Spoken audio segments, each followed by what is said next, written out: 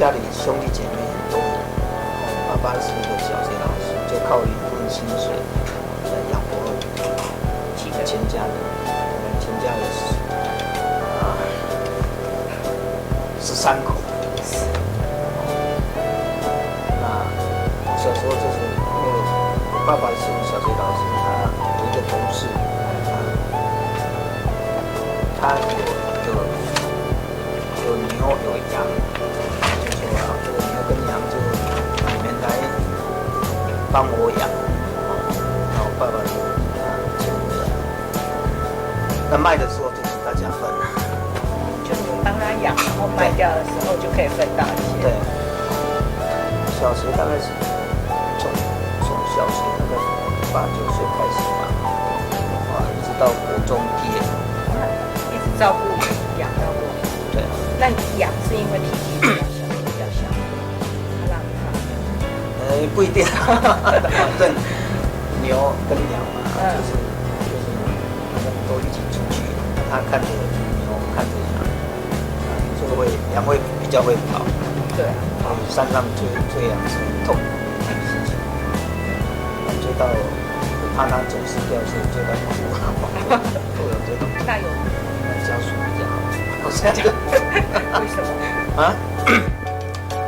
部长的责任太重，来这边当部长或当市长、当部长，完全不一样。这个进到这边才知道这里面的难处。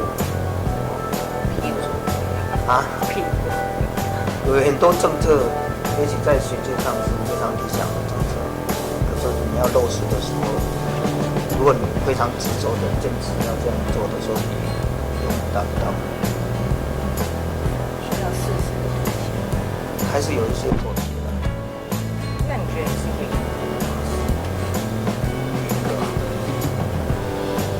上班做比较会计系的税务委员会，时间在那边讲话讲好大声，就说请你们不要讲话，然后要讲话就出去。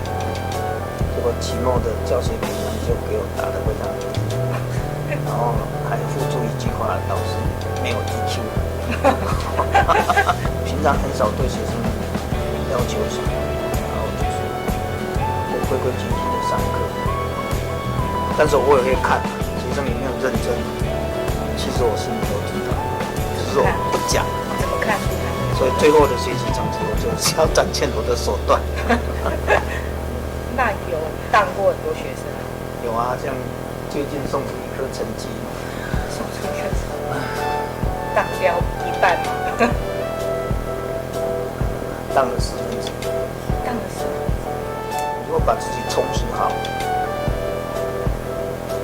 那短期内薪水稍微低，但是机会随时会，你把自己准备好，机会随时会给你。怕的是说你都没有准备好，机会来了你也抓不到。这个我时常对学生讲的。